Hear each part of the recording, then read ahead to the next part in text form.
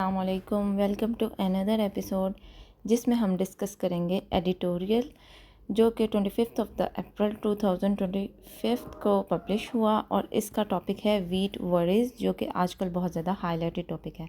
इस वीडियो में हम क्या क्या डिस्कस करेंगे, लिटरल मीनिंग्स को देखेंगे, कमेंट्स भी साथ मौजूद हैं, कॉन्टेक्चुअल मीनिंग क्या है। इसके अलावा जो बहुत इंटरेस्टिंग चीज़ है वो ये है कि हम देखेंगे क्रक्स, समरी और लेसन में डिफरेंस क्या है।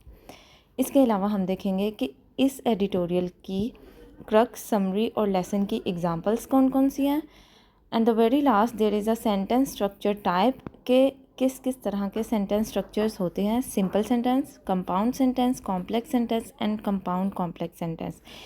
और हम देखेंगे कि इस एडिटोरियल में कौन कौन से सेंटेंसेस यूज़ हुए हैं और मोस्टली एडिटोरियल्स में कौन कौन से सेंटेंसेस यूज़ होते हैं और इनमें बेसिक डिफरेंस क्या होता है। ठीक हो गया। फॉर एग्ज़ाम्पल अगर कोई ऐसा सेंटेंस हो जिसमें सिर्फ एक आइडिया यानी कि सिंगल स्टेटमेंट हो तो वो सिंपल सेंटेंस कहलाता है। ऐसा कोई भी सेंटेंस जो बट और एंड येट से कोऑर्डिनेट किया हो, कंबाइन किया हो, उसे कंपाउंड सेंटेंस कहते हैं। और ऐसा कोई भी सेंटेंस जिसमें एक मेन आइडिया हो और दूसरा डिपेंडेंट हो यानी कि उस पर डिपेंड कर रहा हो दूसरे सेंटेंस पे, क्लॉज पे, तो वो कॉम्प्लेक्स सेंटेंस होता है। कंपाउंड कॉम्प्लेक्स सेंटेंस ऐसा होता है जिसमें कंपाउंड के भी फीचर हों और कॉम्प्लेक्स के भी। और मोस्टली एडिटोरियल्स में कौन से सेंटेंसेस यूज़ होते हैं ये हम last of the video discuss करेंगे। So let's get started. इस एडिटोरियल में डिस्कस हुआ है कि फार्मर्स पर जो गंदम के हवाले से जो भी क़यामत टूटी है, जो भी डिसीजन लिया गवर्नमेंट ने, उसके क्या इफ़ेक्ट्स आए हैं। फार्मर्स बहुत ज़्यादा गुस्से में हैं, किसान का नुकसान हो रहा है किसानों का। और ये सारी स्ट्रेटजी, ये सारी जो डिसीजंस हैं ये किसकी बेस पे हुए हैं, किसका डिसीजन था तो ये डिसीजन लिए गए। So the very first line is Punjab's farmers are enraged. Enraged means गुस्से में हैं।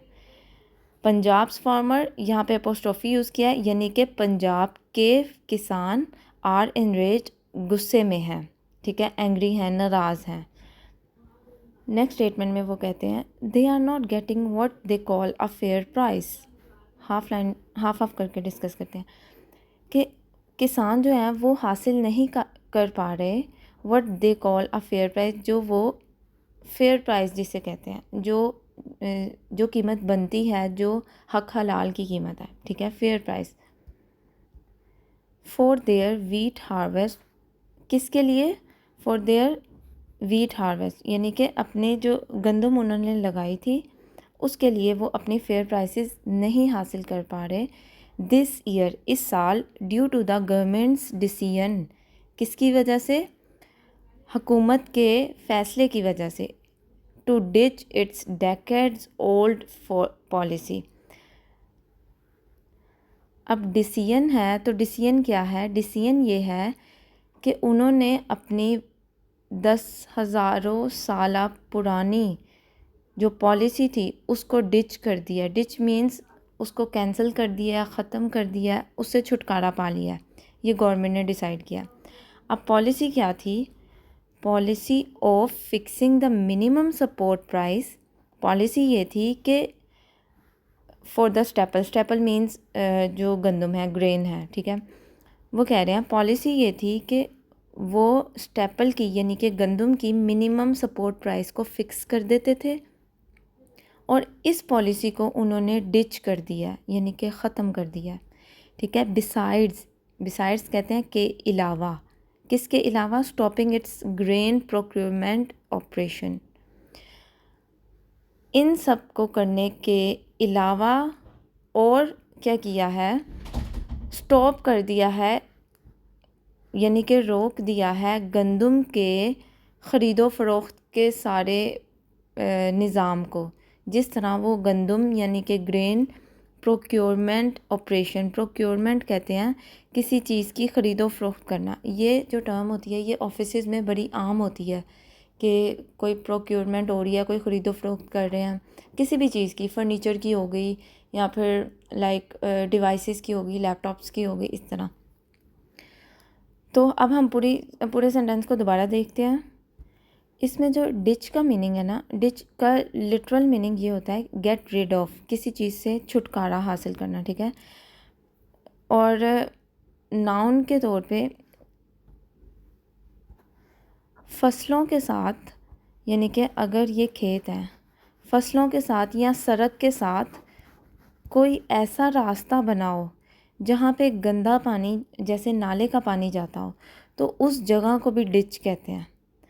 अब चूँकि ये गंदम का ज़िक्र है, गंदम हार्वेस्ट का ज़िक्र है, किसानों का ज़िक्र है, खेतों का ज़िक्र है, तो इसीलिए उन्होंने जो यहाँ पर वर्ब यूज़ किया है वो भी इसी से रिलेटेड यूज़ किया है।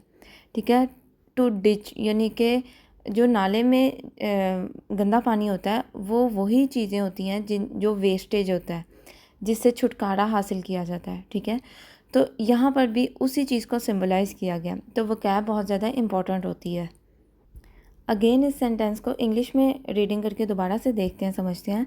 दे are not getting what they call a fair price, उनको अपनी जो कीमत वो चाह रहे थे वो नहीं मिली। For their wheat harvest this year, अपने गंदम की कटाई जो की है इस साल, क्यों, किस वजह से, ड्यू टू गवर्नमेंट्स डिसीजन। हर एक सेंटेंस को दूसरे के साथ ज्वाइन किया हुआ है। अब डिसीजन क्या है, to ditch its decades old policy, policy कौन सी, policy of fixing the minimum support price for staple, besides, इसके अलावा stopping its grain procurement operation. यानी कि उन्होंने सेंटेंस को किस तरह कनेक्ट किया एक दूसरे के साथ, तो ये क्या बन जाता है, ये एक कॉम्प्लेक्स सेंटेंस बन जाता है। ठीक है, अब हम आगे देखते हैं।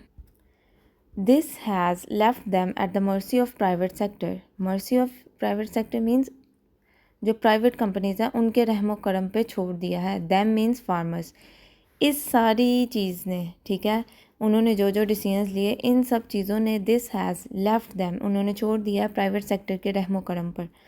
कॉजिंग, कॉज क्या कर रहा है, the price to crash in the market, कि प्राइस क्रैश हो कहाँ पर, मार्केट में। प्राइस क्रैश का मतलब यहाँ पर लिया गया है कि price falling suddenly and dramatically, यानी कि इस तरह कीमत गिरेगी जो कि बहुत ज़्यादा सडन होगी और जो अनएक्सपेक्टेड होगी।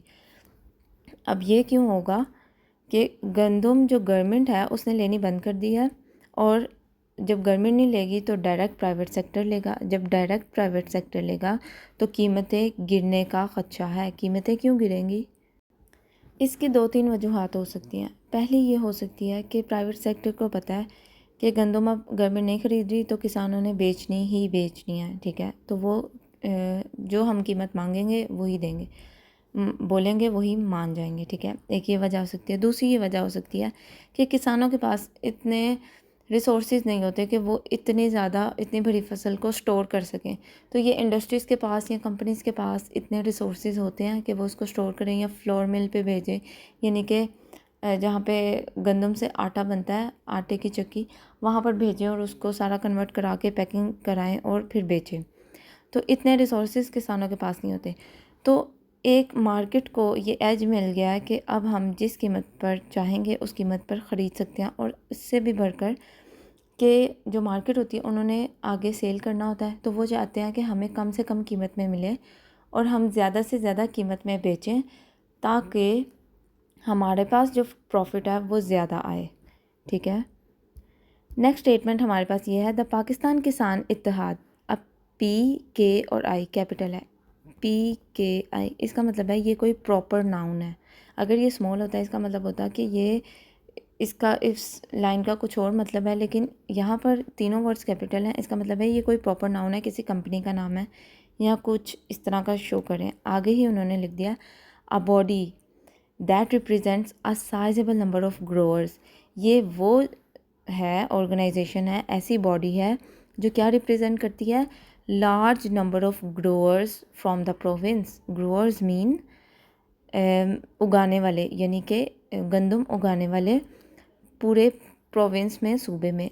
साइजेबल नंबर यानी कि बहुत ज़्यादा large number. Has sounded a warning that farmers cultivating wheat may switch to other more profitable crops. अब यहाँ पर वो कह रहे हैं कि पाकिस्तान किसान इत्तेहाद ने ये शो करवाया है, हैज़ साउंडेड, इस तरह की बात बोली है जो कि वार्निंग लग रही है। वार्निंग क्या है कि जो किसान है वो कल्टीवेट करेंगे गंदम को, यानी जो गंदम उगाते थे पहले वो हो सकता है कि स्विच कर जाए मोर प्रॉफिटेबल क्रॉप्स की तरफ। ठीक है, प्रॉफिटेबल क्रॉप्स कौन सी हैं?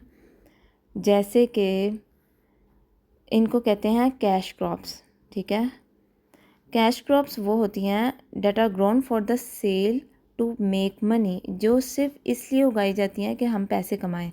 वो पर्सनल कंजम्पशन के लिए नहीं होती, यानी कि उनका जो इस्तेमाल होता है ना वो नेशनली भी होता है और इंटरनेशनली भी होता है। डिमांड बहुत ज़्यादा होती है उनकी। उसमें क्या आ जाती है? कॉटन आ जाती है, कॉफ़ी आ जाती है, टी आ जाती है। अब गंदम तो वो है जो हमारी आवाम बहुत ज़्यादा खाती है और पाकिस्तान में ही ज़्यादा इस्तेमाल की जाती है। यहाँ एशियन कंट्रीज़ जो हैं वहाँ पर, बाहर के ममालिक में इस तरह गंदम इस्तेमाल नहीं होती। तो जो कॉटन है, कॉटन से तो कपड़े बनते हैं। अब कॉटन वर्ल्ड वाइड यूज़ होती है। ठीक है, कॉफ़ी है, टी है, ये वर्ल्ड वाइड यूज़ होती है।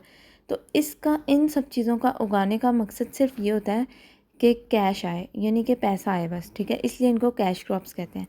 तो पाकिस्तान किसान इत्तेहाद के जो लीडर हैं या वो जो ऑर्गेनाइजेशन है, उन्होंने ये कहा, उन्होंने एज अ वार्निंग ये शो किया कि जो किसान गंदम उगाते थे हो सकता है वो स्विच कर जाएं प्रॉफिटेबल क्रॉप्स की तरफ, कि हमें जहाँ पे ज़्यादा फिर फ़ायदा होगा हम उन्हीं की तरफ स्विच कर जाते हैं। आगे ही M dash and M dash दोबारा से लगाई गई है और क्या बताया है, एक एडिशनल इन्फॉर्मेशन दी है कि ये सब करने से क्या होगा, कॉजिंग द फूड शॉर्टेज, खाने की किल्लत हो जाएगी, खुराक की कमी हो जाएगी। ठीक है, नेक्स्ट ईयर अगले साल से, unless the government reverses it's new policy, अगर गवर्नमेंट ने अपनी न्यू पॉलिसी को रिवर्स ना किया तो।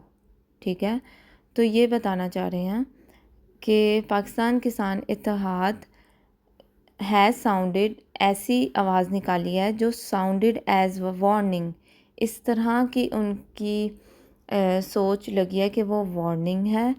किसके लिए? कि किसान अगर बेचना ही चाहते हैं, किसान अगर गंदम बेचना ही चाहते हैं तो वो ज़्यादा प्रॉफिटेबल क्रॉप्स करेंगे और उसका नतीजा ये होगा कि फूड शॉर्टेज हो जाएगी जब तक कि गवर्नमेंट अपनी पॉलिसी को रिवर्स नहीं कर सकती। इस सेंटेंस के अब ग्रामर को देख लें कि जब ये नाम लिया गया कि पाकिस्तान किसान इत्तेहाद, आगे कॉमाज लगा दिए, एक कॉमा ये और एक कॉमा ये, तो ये जो इन्फॉर्मेशन है ये एक्स्ट्रा इन्फॉर्मेशन है। जब इस तरह की इन्फॉर्मेशन आपको थोड़ी डिस्टर्ब करे तो इसको रिमूव करके, यानी कि गायब करके बाकी सेंटेंस को देखा करें कि इसका मतलब क्या बनता है। ठीक है, दो तीन तरह के सिग्नल्स होते हैं जो एडिशनल इन्फॉर्मेशन के लिए यूज़ होते हैं। एक तो कोमा वाले हैं जो एडिशनल इन्फॉर्मेशन के लिए यूज़ होते हैं, और एक एम डैश होती है और एक स्मॉल डैश होती है जो कि एन डैश होती है। एक होती है एम डैश और एक होती है एन डैश। ठीक है, एन डैश छोटी होती है जो एन के बराबर हो, एम डैश लंबी होती है जो एम के बराबर हो। तो जो एम डैश होती है वो एक ऐसी इन्फॉर्मेशन होती है जो बहुत ज़्यादा एम्फेसिस हो, जो बहुत ज़्यादा इम्पॉर्टेंट इन्फॉर्मेशन हो। अब यहाँ पर हमारे पास जो एम डैश में इन्फॉर्मेशन है वो ये बता रही है कि अगर ये सब कुछ हो गया तो खुराक की किल्लत हो जाएगी, फूड शॉर्टेज हो जाएगा। तो ये इम्पॉर्टेंट इन्फॉर्मेशन है। तो प्रेसी में जो कॉमास के दरमियान इन्फॉर्मेशन होती है ना, जैसे कि ये, इसको हम ओमिट कर सकते हैं प्रेसी में, लेकिन जो एम डैश में होती है इन्फॉर्मेशन, इसको किसी ना किसी तरह एडजस्ट करें तो बेहतर होता है, क्योंकि ये कॉन्सिक्वेंस बता रही है कि नतीजा क्या निकलेगा। ठीक हो गया। अनलेस का हम मतलब देखते हैं। Unless it is use to indicate a condition और एक्सेप्शन फॉर समथिंग हैपनिंग, या तो कंडीशन के लिए इस्तेमाल होता है या एक्सेप्शन के लिए। उर्दू में ऐसे इस्तेमाल होता है जब तक के, या फिर अगर ना। तो अगर गवर्नमेंट ने अपनी पॉलिसी को रिवर्स ना किया तो ऐसे हो जाएगा। तो अगर ना किया तो ऐसे हो जाएगा, तो क्या होगा, खुराक की कमी हो जाएगी। तो ये सारी सिचुएशन ने क्या बना दी, कंडीशन बना दी। तो ये कंडीशनल स्टेटमेंट में इस्तेमाल होता है। I hope it is clear.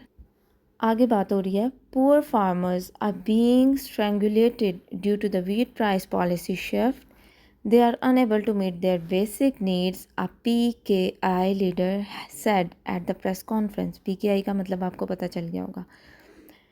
अच्छा जी, वो कहना चाह रहे हैं कि PKI लीडर, पाकिस्तान किसान इत्तेहाद ने प्रेस कॉन्फ्रेंस में ये कहा कि गरीब किसान उनका गला घोट दिया गया है। स्ट्रेंगुलेटेड का मतलब होता है इस तरह, इस कदर तंग करना कि जैसे वो कहते हैं, मुहावरतन कहते हैं कि हमारा तो गला ही घुट गया, इतने हमारे तंग हालात हो गए, गले को आ गए। तो स्ट्रेंगुलेटेड का लफ्ज़ी मतलब होता है कि गला दबा देना, गला दबाना। तो due to wheat price policy shift, ये किस वजह से हुआ है? इस वजह से, अब चूंकि ये बात का जिक्र पहले हो गया इसलिए इसको ब्रैकेट में लगाया डॉट डॉट डॉट के। पीकेआई लीडर ने इसके अलावा भी बहुत सी बातें की, लेकिन यहाँ पे हम कोट सिर्फ ये कर रहे हैं, they are unable to meet their basic needs, के जो गरीब किसान हैं वो अपनी बेसिक नीड्स को भी, यानी कि बहुत ज़रूरी चीज़ों को भी पूरे करने के काबिल नहीं रहे, इतने भी, यानी वो इतने भी स्टेबल नहीं रहे कि वो अपनी बेसिक नीड्स को पूरा कर सके। बेसिक नीड्स में क्या आता है? फूड। ज़ाहिर उन्होंने सिर्फ गंदम किया है और उनके पास फ्लोर मिल नहीं है, आटा हो सकता है वो किसी तरह बना ले, लेकिन इसके अलावा जो वो खुराक में अपना सालन या फिर दूसरी चीज़ों को पूरा करना है, उनको बेसिक नीड्स कहा जाता है। बहुत से इलाकों में पानी साफ़ नहीं होता, उनको पीने के लिए पानी साफ़ चाहिए होता है। इसके अलावा फ्रूट्स को पूरा करना होता है। इसके अलावा बेसिक नीड्स में आ जाते हैं उनका रहन सहन या फिर जो बिल अदा करने होते हैं वो शामिल हो जाते हैं। तो बेसिक, सिर्फ अगर वो गंदम का ही काम करते हैं, वो गंदम लगाते हैं और उसको बेच देते हैं और उसकी भी कीमत उनको पहले से भी अब कम मिलना अगर शुरू हो जाएगी तो वो अपनी बेसिक नीड्स को कैसे पूरा करेंगे? They are unable to meet. ठीक हो गया? I hope it is clear. इसमें अब ग्रामर की चीज़ जो नोट करने वाली है वो ये है कि जब कोई डायरेक्ट सेंटेंस लिखते हैं, डायरेक्ट एंड इनडायरेक्ट आपने पढ़ा होगा, डायरेक्ट इनडायरेक्ट, ठीक है? तो जब कोई डायरेक्ट स्टेटमेंट हम कोट करते हैं, एक तो इन्वर्टेड कोमास लगाते हैं डबल, ठीक है? दूसरा ये कि इन्वर्टेड कोमास से पहले एक कोमा आता है छोटा, और बाद में अगर ये स्टेटमेंट हमने बाद में लिखनी है कि इसने कहा है तो तब भी ठीक है। और अगर हम इसको शुरू में लाना चाहते हैं, फॉर एग्ज़ाम्पल हम शुरू में ले आते a PKI leader said at the press conference comma, फिर हम इन्वर्टेड कोमास लगाते और फिर ये स्टेटमेंट लिख देते, तो तब भी ठीक होता। तो यहाँ पर जो चीज़ नोट करनी है वो ये नोट करनी है कि अगर ये स्टेटमेंट पहले भी आ गई तो हमने एक कोमा पहले लगाना है और फिर इन्वर्टेड कोमास को क्लोज़ करना है और उसके बाद हमने बताना है कि ये बात किसने बोली है, ठीक है? और यहाँ पर सेड लगाना है, यानी कि पास्ट की फॉर्म लगानी है। At the heart of the problem is the government's unplanned, poorly coordinated withdrawal from the wheat market beginning last year to meet a key goal of ongoing IMF program.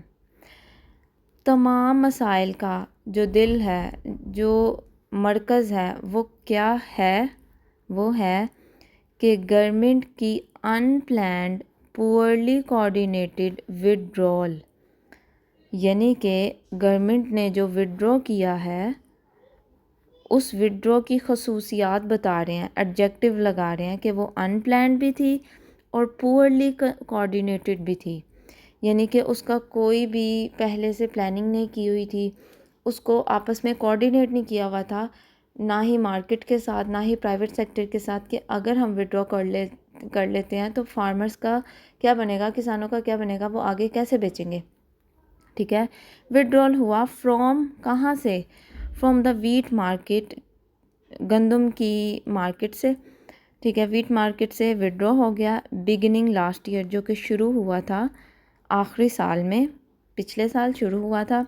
To meet a key गोल, किस वजह से? Y, ये क्यों हुआ सब? This is the answer of why. To meet a key goal, इस मकसद को पूरा करने के लिए ऑनगोइंग IMF प्रोग्राम, जो कि IMF का प्रोग्राम चल रहा है।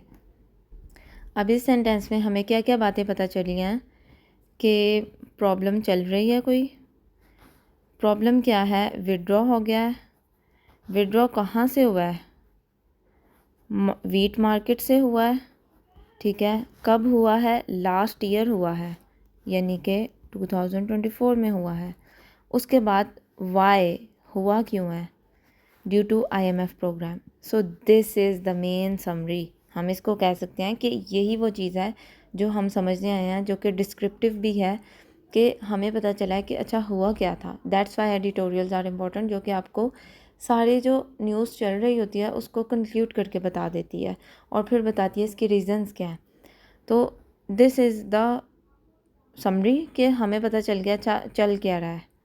अब इसमें अगर हम देखें ग्रामर की तरफ से, तो हमें पता चलेगा कि अगर अपनी स्टेटमेंट को स्ट्रॉन्ग बनाना है तो हमें एडजेक्टिव्स को यूज़ करना पड़ेगा, यानी कि उसकी पिक्चर बतानी पड़ेगी कि जो सब कुछ हो रहा है वो अच्छा हो रहा है या बुरा हो रहा है।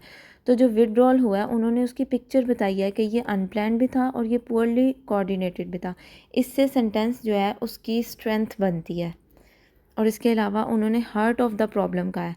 हार्ट पॉजिटिव वर्ड है, लेकिन यहाँ पे प्रॉब्लम्स के साथ इस्तेमाल हुआ है तो ये नेगेटिव शो कर रहा है, यानी कि एक तंजिया कहा गया है कि तमाम मसाइल का जो दिल है। तो इसको भी आप इस्तेमाल कर सकते हैं, जैसे कि आप ऐसे में लिख रहे हैं, one of the problem is this, one of the problem is this, additionally, secondary, और उसके बाद आप लिखें that on the top of या at the heart of all the problems. आगे वो कहते हैं the sudden reversal of the policy that regulated the wheat supply chain since 1960s has prove to be disruptive for unprepared farmers.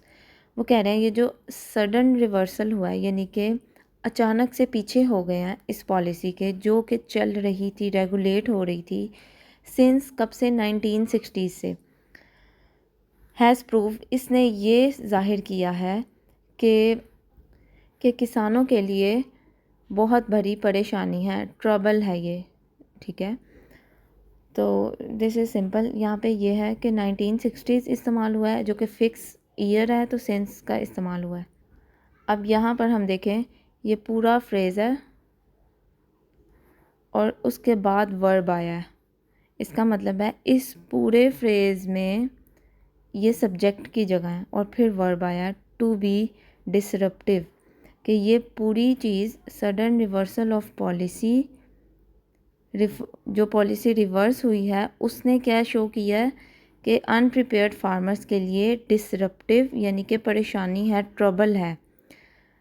ये जो information है ना, ये वाली, ये इस फ्रेज़ की इन्फॉर्मेशन है एडिशनल, ठीक है। That regulated the wheat supply chain since 1960s, कि ये जो पॉलिसी थी ये कब से चल रही थी, 1960s से।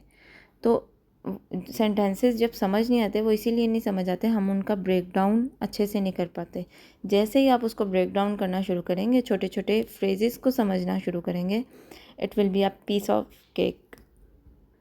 आगे वो अपनी बात को कंटिन्यू कर रहे हैं कि ये जो डिसरप्शन हुई है, this is temporary, but this disruption is temporary even if it takes a couple of year, यहाँ तक कि अगर वो चंद साल ले भी लें, and market volatility to settle, और मार्केट की इंस्टेबिलिटी जो है उसको सेटल करने में, ठीक है। वो कह रहे हैं ये जो तबाही हुई है, ये जो मसला हुआ है, ये टेम्प्रेरी है। कब तक है? हो सकता है ये कुछ साल ले लें, और मार्केट इंस्टेबिलिटी को सेटल होने तक, ये तब तक है बस परेशानी। Indeed, the country's wheat procurement and price support system has historically helped farmers get prices higher than international prices for their produce, while ensuring more or less stable floor rates for urban consumers. पहले हम half sentence को देखते हैं कि मुल्क के जो गंदम की ख़रीदो फ़रोख्त हो रही थी उसने, प्लस प्राइस सपोर्ट सिस्टम, जो गवर्नमेंट प्राइस पे कर रही थी, हैज़ हिस्टोरिकली हेल्प्ड, इन सब चीज़ों ने हेल्प की है किसकी, फार्मर्स की, कि वो कीमत लेते जो कि इंटरनेशनल लेवल से भी कहीं ज़्यादा थी, हायर थी। ये पास्ट की बात कर रहे हैं कि पुराने टाइम में जो गंदम की ख़रीदो फ़रोख्त गवर्नमेंट करती थी और जो प्राइस उनको मिलती थी गवर्नमेंट की तरफ से, उसने किसानों की बहुत हद तक मदद की है, और वो इतनी मदद थी कि prices are higher than international prices, ठीक है। किसके लिए वो प्राइसेस थी? फॉर देयर प्रोड्यूस, उन चीज़ों के लिए जो वो उगाते थे, जो पैदा करते थे। वाइल इंश्योरिंग, और ये भी उन्होंने यकीन दहानी की, मोर और less stable flow rates for urban consumers, के थोड़ा बहुत स्टेबल ही हो आटे का रेट। किसके लिए? फॉर अर्बन कंज्यूमर्स, जो कि उसको इस्तेमाल करते हैं। अर्बन मीन्स शहरी लोग, शहर में रहने वाले जो कंज्यूमर्स हैं, इस्तेमाल करने वाले, कंज्यूम करने वाले उस चीज़ को, ठीक है। मोर और लेस का मतलब होता है कि 19-20 का फ़र्क है, कि अगर रेट ज़्यादा हुआ भी है ना तो थोड़ा बहुत फ़र्क आएगा, बहुत ज़्यादा huge amount of price difference नहीं आएगा अर्बन कंज्यूमर्स के लिए। तो आटे की जो कीमत है, फ्लो रेट जो है, वो इंश्योर करती थी गवर्नमेंट के उसको भी बैलेंस रखे, ख़ुद सब्सिडी दे दे, फाइनेंशियली लोगों को तंग ना करे, रोटी की जो कीमत है उसको मिनिमम से मिनिमम रखे, आटे की कीमत मिनिमम से मिनिमम रखे, ताकि जो कंज्यूमर्स हैं, अर्बन कंज्यूमर्स जो हैं, वो मुश्किलात का सामना ना करें। Now the next statement is, this has worked well for most stake holders including big farmers, middleman, flour millers. इन सब चीज़ों ने दिस काम किया किसके लिए? स्टेक होल्डर्स के लिए। कैसा काम किया? वेल, बहुत अच्छा, शानदार किस्म का काम किया। लेकिन स्टेक होल्डर्स कौन होते हैं? वो लोग जो कंपनी से डायरेक्ट, जिनको फ़ायदा हो रहा हो या फिर नुकसान भी हो रहा हो। अब फ़ायदा और नुकसान किसको होता है? जिन्होंने अपने पैसे इन्वेस्ट किए होते हैं। पैसे कौन इन्वेस्ट करेगा इस केस में? या तो वो फार्मर्स होंगे या मिडलमैन होंगे। मिडलमैन कौन है? जो लोग गंदम लेंगे और आगे सेल कर देंगे, वो गवर्नमेंट भी हो सकती है, कोई और इंडस्ट्री भी हो सकती है। और फ्लोर मिलर्स, यानी कि वो लोग जिन्होंने गंदम को आटे में बनाना है और उनकी मिल्स हैं। तो फ्लोर मिलर्स इस केस में, यानी कि गंदम के सारे केस में स्टेक होल्डर्स कौन है? Including big farmers, middleman and flour millers. इन सब के लिए ये जो काम हुए थे पीछे वाली हिस्ट्री में, वो बहुत बेहतरीन काम हुए थे, ठीक है। उनके लिए बहुत अच्छी अपॉर्चुनिटी थी।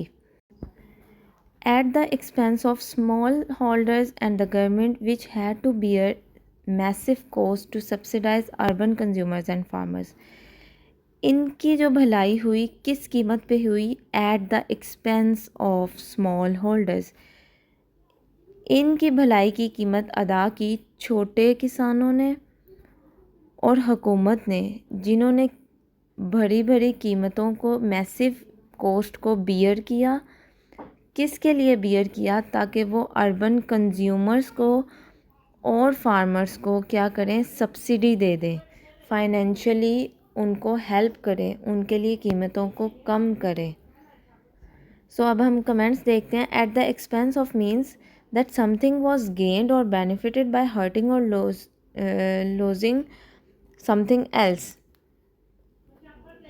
Small holders are the farmers who own a small pieces of land, ठीक है, जिनके पास बड़े छोटे छोटे छोटी फसल है, रिसोर्सेज कम है, पैसे कम है, ज़मीन कम है, उन्होंने अपनी गंदम की और बेच दी, उनके पास कम फ़ायदा हुआ, तो उनके लिए ये उन्होंने इस चीज़ की कीमत अदा की कि वो कंज्यूमर्स को फ़ायदा दे रहे हैं, ठीक है, लेकिन अपना नुकसान कर रहे हैं। और फ़ायदा और किसको हो रहा है? बिग स्टेक होल्डर्स को। Subsidise mean to give financial support और help to reduce the cost of something for others. किसी और के लिए सब्सिडाइज कर दो, कम कर दो किसी चीज़ की कीमत को, ठीक है। तो कम किसके लिए की है? कंज्यूमर्स के लिए कर दिया। आगे वो कह रहे हैं, the system which had become fiscally unsustainable due to its soaring subsidy budget and rampant corruption in its procurement operation, among other factors, demanded that market forces be unleashed to correct the market's course. आगे वो ये बात कर रहे हैं कि वो system जो कि अब शुरू हो रहा है, ठीक है, वो डिमांड कर रहा है कि मार्केट फोर्सेस को फ्री छोड़ दिया जाए, सेट फ्री, अनलीश्ड मतलब इनको खुला छोड़ दें, to correct the markets course कहते हैं रास्ते को, ठीक है, मार्केट के रास्ते को, यानी कि अब वो सिस्टम आना चाह रहा है। अब जो सिस्टम इन्होंने शुरू किया कि हम प्रोक्योरमेंट को ख़त्म कर रहे हैं, हम जो गवर्नमेंट है वो पैसे नहीं देगी गंदम के, अब प्राइवेट कंपनीज़ के पास जाएं, उनको बेचें। ये सारा सिस्टम क्या चाह रहा है, ये इस बात को डिमांड कर रहा है कि मार्केट फोर्सेस फ्री हो जाएं, अब ये अपने रास्ते ख़ुद बनाएं, ख़ुद ही बेचें, ख़ुद ही ख़रीदें, ताकि इनकी तरक्की का रास्ता ठीक हो जाए, करेक्ट हो जाए, ठीक है। ये तो था मगज़ इस सेंटेंस का, लेकिन इसमें जो एडिशनल इन्फॉर्मेशन है वो ये है,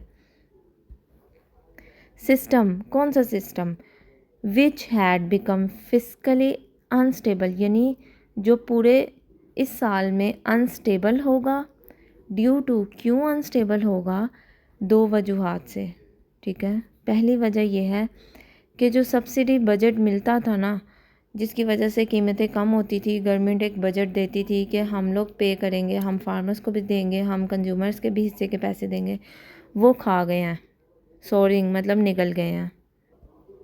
ओके, यहाँ पे वो कहना चाह रहे हैं कि वो सिस्टम जो फाइनेंशियली बहुत ज़्यादा इस साल अनस्टेबल हो रहा है, वो किस वजह से अनस्टेबल हो रहा था, दो वजूहात की वजह से, ठीक है।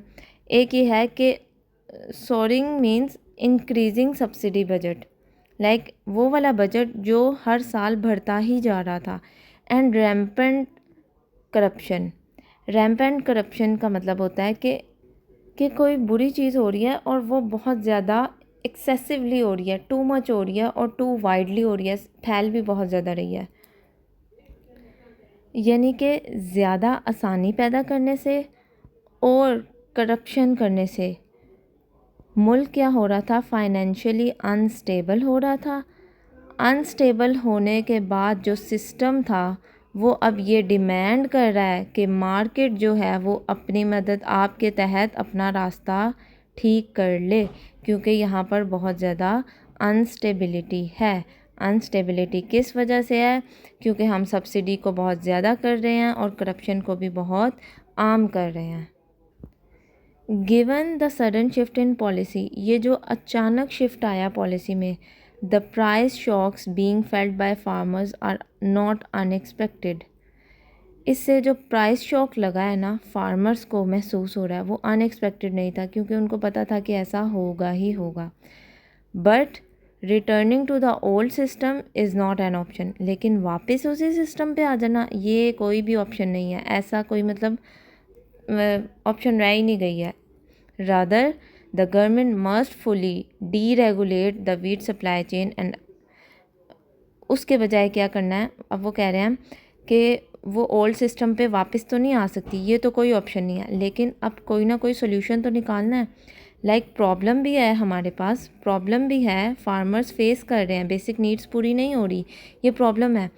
सोल्यूशन ये है कि ओल्ड सिस्टम पे वापस नहीं जा सकते, लेकिन कोई तो सोल्यूशन निकालना है। अब ये जो सोल्यूशन है ये आपके ऐसे में करंट अफेयर्स में ये वहाँ पे हेल्प करेंगे कि गवर्नमेंट क्या करे, must fully deregulate the wheat supply chain, अपना कंट्रोल, रेगुलेट का मतलब होता है रेगुलेट करना, चलाना, रूल करना, डीरेगुलेट मतलब रूल को ख़त्म करना, अपने कंट्रोल को ख़त्म कर देना, कहाँ से, वीट सप्लाई चेन से, यानी जो उसकी ख़रीदो फरोख्त होती थी, जो ख़रीदते थे और लोगों तक पहुँचाते थे, गवर्नमेंट उसको फुली डीरेगुलेट कर ले, ठीक है। एंड अलाउ मार्केट फोर्सेस, और मार्केट को अलाउ करे कि वो वर्क करें फ्यूचर में इस तरह के किसी भी मसले को पेश आने के लिए, ठीक है। और उसके अलावा क्या करें, अनलॉक करें एक्सपोर्ट पोटेंशियल को, बाहर के मुल्क भेजने के लिए जो मौके हैं उनको अनलॉक करें। वीट और वीट बेस्ड प्रोडक्ट्स, यानी कि गंदम से बनी चीज़ें और गंदम को बाहर एक्सपोर्ट करने के लिए जो हेल्प करे वो तो गवर्नमेंट कर सकती है ना, उसको करने से मतलब फिर किसानों को उससे भी फ़ायदा हो सकता है, और एज अ होल जो गवर्नमेंट है या हुकूमत है उसके लिए भी वो फ़ायदा है। Government intervention should be restricted, हुकूमत की मदाखलत, इंटरवेंशन मतलब मुदाखलत करना, हुकूमत किस हद तक अब मदाखलत कर सकती है, रिस्ट्रिक्ट है, यहाँ तक महदूद है टू हेल्पिंग स्मॉल फार्मर्स, कि वो छोटे किसानों की मदद करें, एक्सेस चीपर क्रेडिट, यानी कि क्रेडिट मतलब लोन देना, सस्ता लोन देना, सस्ता कर्ज देना। ठीक है, अब गवर्नमेंट किस हद तक मुदाखलत कर सकती है? सिर्फ इतना ही काम कर सकती है कि वो उनको सस्ता से सस्ता कर्ज़ा दे, यानी सस्ते कर्ज़े से क्या मुराद है कि कर्ज़ की किस्तों को वो मैनेज करे और फिर इंटरेस्ट उस पर कम ले, सूद कम ले, तो वो चीपर क्रेडिट होगा। क्वालिटी इनपुट्स, उनको इनपुट्स दे अच्छे इनपुट से मुराद है कि जिस चीज़ से फसल लगानी है या पानी का इस्तेमाल होगा या फिर जिन चीज़ों का इस्तेमाल होगा उसको इनपुट कहते हैं। जो चीज़ें इन होंगी और इन होने के बाद जब वो प्रोड्यूस होंगी तो उसके बाद आउटपुट हमें क्या मिलेगा? फसल मिलेगी। तो इनपुट अच्छा मिलना चाहिए, पानी साफ़ मिलना चाहिए, स्प्रे वगैरह सब कुछ चीज़ें ठीक हों, and new technology to boost their productivity, और नई से नई जदीद तरीके की जो टेक्नोलॉजी है उसको फार्मर्स के लिए आसान कर दे ताकि प्रोडक्टिविटी जो है वो ज़्यादा हो, बूस्ट करें, और उससे क्या होगा? इनकम भी ज़्यादा होगी। ठीक है, so this is the whole editorial. बहुत छोटा सा था लेकिन फिर भी लंबा हो गया, but this is very fruitful. इससे बहुत ज़्यादा सीखने को मिला है। अब लास्ट पे जो हमारे सेंटेंसेस हैं वो बिल्कुल आपके एडिटोरियल के लेसन्स हैं कि what a government should do. Government को क्या करना चाहिए? डीरेगुलेट कर देना चाहिए अपने आप को, मार्केट फोर्सेस को अलाउ करें कि वो मुस्तकबिल में आने वाली तमाम परेशानियों को ख़ुद फेस करे और उनके परेशानियों के जो होने के चांसेस हैं उनको कम से कम करे, रिड्यूस करे, और अनलॉक करे एक्सपोर्ट पोटेंशियल को वीट और वीट बेस्ड प्रोडक्ट्स में। इसके अलावा गवर्नमेंट क्या कर सकती है? चीपर लोन दे सकती है, इनपुट्स अच्छे दे सकती है, न्यू टेक्नोलॉजी दे सकती है। उससे क्या होगा? प्रोडक्टिविटी अच्छी होगी और इनकम अच्छी होगी। सो दिस इज़ द लेसन। अब हमारे पास जो 3 चीज़ें हैं, हम लफ्ज़ इस्तेमाल करते हैं कि इस चीज़ का, इस एडिटोरियल का क्रक्स क्या है, इसकी समरी क्या है, इसमें से लेसन क्या मिला है। तो इन तीनों में डिफरेंस क्या है? बेसिकली क्रक्स जो होता है वो बिल्कुल मेन आइडिया होता है कि वन लाइन स्टेटमेंट के इसमें सेंट्रल पॉइंट क्या है। जैसे कि हम कोई ईमेल लिखते हैं और ईमेल में हम सारी तफसील बताते हैं। ईमेल के ऊपर जो हमने लिखा था ना सब्जेक्ट, कि हमारी ईमेल किस बारे में है, तो उसको हम क्रक्स भी बोल सकते हैं कि क्रक्स क्या है, हमारा सेंट्रल पॉइंट क्या है, हम चाहते क्या हैं। समरी जो होती है ना वो शॉर्ट वर्जन होती है, काइंड ऑफ खुलासा। और लेसन जो होता है कि हमने इस चीज़ से सीखा क्या और एप्लीकेशन क्या फ्यूचर के लिए, हमें इन फ्यूचर अब क्या करना है, हमारे लिए सबक क्या है। ठीक है, तो क्रक्स में नॉर्मली हम वो चीज़ें डिस्कस करते हैं जो टाइमलेस होती हैं। ठीक है, और समरी में हम जैसी कोई पीस ऑफ आर्टिकल, जैसे कोई एडिटोरियल लिखा हुआ है उसमें जैसा कोई टेंस यूज़ होगा, अगर वो पास्ट में है तो पास्ट यूज़ होगा, अगर प्रेजेंट में है तो प्रेजेंट यूज़ होगा। और लेसन नॉर्मली फ्यूचर फोकस्ड होता है। फोकस जो होता है वो ज़्यादातर फ्यूचर की तरफ होता है, लेकिन रिफ्लेक्ट कर सकता है पास्ट पे एडवाइस के लिए। ठीक है, इसको हम समझते हैं इन एग्ज़ाम्पल्स के साथ। जैसे कि मरकज़ी ख़याल क्रक्स है, ख़ुलासा जो होता है वो समरी है, और नतीजा जो पूरी स्टोरी लिखने के बाद एक लाइन में हम लिखते हैं कि जी नतीजा क्या है। नतीजा लालच बुरी बला है। अब लालच बुरी बला है, ये इन फ्यूचर भी हमारे लिए नतीजा ही है, और इन फ्यूचर हमें इससे इस चीज़ को ख़याल में रखना है, जहन में रखना है। अब अगर हम इसी एडिटोरियल की एग्ज़ाम्पल लें तो इसमें हमारे पास क्रक्स ये था कि गवर्नमेंट ने सडन पुल बैक कर लिया है और इस चीज़ ने फार्मर्स को बहुत ज़्यादा हर्ट किया है।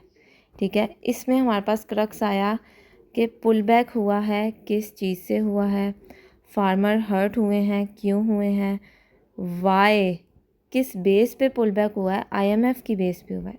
ठीक है, तो ये हमारा क्रक्स है। इस एडिटोरियल में हम बताएं तो हम कहें कि गवर्नमेंट ने जो वीट सप्लाई चेन है, प्रोक्योरमेंट ऑपरेशन है, उसे पुल बैक कर लिया और इस चीज़ से जो किसान हैं उनको बहुत ज़्यादा नुकसान हुआ है। बस बात ख़त्म। अब अगर हम के अच्छा समरी तो बताओ ज़रा। समरी ये है कि गवर्नमेंट ने अपनी जो सपोर्ट है उसको ख़त्म किया है। उसको ख़त्म करने से क्या हुआ है, जो कीमतें हैं वो गिर गई हैं और फार्मर्स बहुत ज़्यादा नुकसान में आ गए हैं। और फिर क्या हुआ है, मार्केट में बेचना पड़ेगा अब चीज़ों को। मार्केट में बेचेंगे तो कीमतें कम मिलेंगी और ये सब कुछ किस वजह से हुआ है, ये आईएमएफ की वजह से हुआ है। आईएमएफ की पॉलिसी की वजह से हुआ है। ठीक है, ये हमने समरी बता दी। अब बताएं जी हमें लेसन क्या मिला है। अब इन सब चीज़ों में लेसन क्या है, लेसन ये है कि policy changes must be slow and small farmers need support. कि जो पॉलिसी चेंज हुई है ये बहुत स्लो प्रोसेस है, स्लो प्रोसेस है। इस सारे प्रोसेस में कपल ऑफ़ ईयर्स लगेंगे, तरक्की होने में देर होगी। तो अभी क्या हुआ, अभी क्या चाहिए, फार्मर्स को सपोर्ट चाहिए। ठीक है हमारा। इसके अलावा लेसन ये हो सकता है कि गवर्नमेंट को इन फ्यूचर अब क्या करना चाहिए, डिसीजन ऐसे ले, एक्सपोर्ट को बढ़ाए, फार्मर्स को जो सपोर्ट देनी है मैंने बताया वो किस तरह सपोर्ट दे सकती है, 1 2 3 वो लास्ट वाली 3 स्टेटमेंट्स में है। तो ये इसका लेसन है। तो अब हमें पता चला है कि क्रक्स में हम क्या डिस्कस करते हैं, व्हाट इज़ द इशू, की पॉइंट क्या है। और समरी में हम कहते हैं अच्छा व्हाट हैपन, क्या हुआ, what was the discussed in short, discussion क्या थी टोटली। और लेसन में हम कहते हैं व्हाट शुड बी लर्न, हमें क्या सीखना चाहिए, और what should be done in the future. ठीक है, ये थोड़ा थोड़ा इस तरह हम इनको डिफ्रेंशिएट कर सकते हैं। थोड़ा सा एक्सप्लेनेटरी बताया क्रक्स, समरी और लेसन का। You can read. अब हम देखते हैं कि सेंटेंसेस का स्ट्रक्चर टाइप क्या है, किस किस तरह के होते हैं। एक होता है सिंपल सेंटेंस जिसमें हमारे पास एक ही आइडिया होता है और वो एक क्लॉज पे बेस करता है। वेरी फर्स्ट लाइन बड़ी आसान थी, Punjab farmers are irate, बहुत ज़्यादा गुस्से में है। डिस्क्रिप्टिव है, कोई रीज़न नहीं बताई, कोई कुछ भी नहीं बताया, बस बताया कि वो गुस्से में हैं, बस ख़त्म। तो एक ही आइडिया डिस्कस हुआ है, सिंपल सेंटेंस है बिल्कुल। उसके बाद है कंपाउंड सेंटेंस।